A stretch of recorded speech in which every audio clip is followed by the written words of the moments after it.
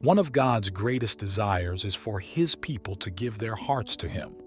"My son," He says, "give me your heart, and let your eyes observe my ways." We know that our hearts are surrendered to Him when we find joy in observing His ways. No longer under the devil's influence, God guides our decisions and shapes our lives instead. The Apostle Paul put it beautifully, "I have been crucified with Christ. It is no longer I who live, but Christ lives in me. And the life which I now live in the flesh, I live by faith in the Son of God, who loved me and gave Himself up for me." When Jesus lives in us, following His requirements becomes natural.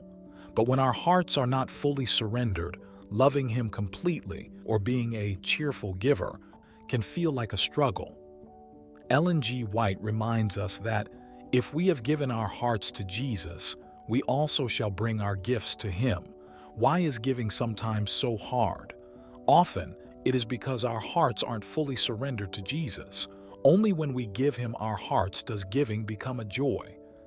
Today, let us pray to give our hearts fully to Jesus, allowing Him to dwell within us.